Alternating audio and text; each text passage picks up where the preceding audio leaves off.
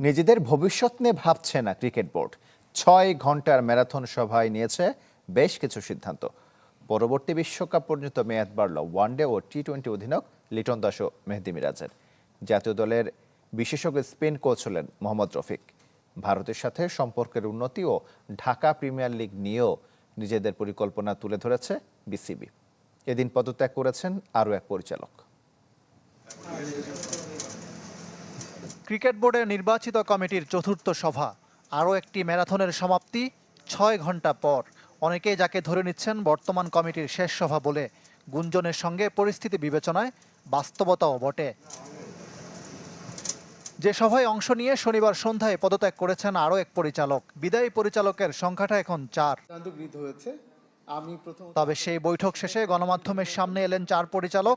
তাদের কথায় অবশ্য মনে হবে সব স্বাভাবিক, নিজেদের ভবিষ্যৎ নিয়ে থোড়াই কেয়ার। নির্বাচনী অনিয়ম তদন্তে গঠিত কমিটির রিপোর্ট নিয়েও বিচলিত নন পরিচালকরা।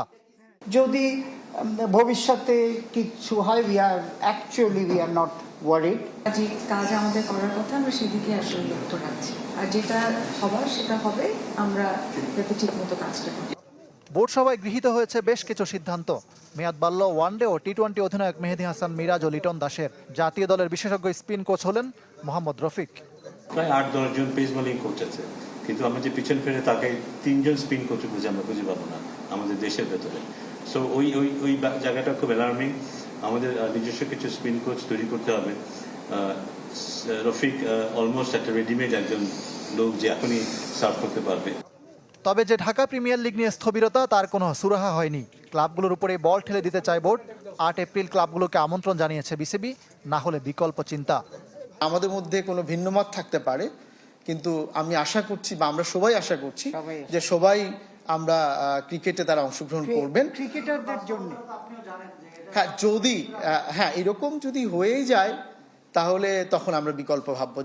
মোস্তাফিজ ইস্যু থেকে ভারতের সাথে সম্পর্কের অবনতির শুরু, তারপর জল গড়িয়েছে অনেক দূর। সামনে বাংলাদেশ নারী দলের ভারত পুরুষ দলের বাংলাদেশে আসার কথা। এই সূত্র ধরে সম্পর্ক জোড়া লাগানোর চেষ্টা ক্রিকেট বোর্ডের।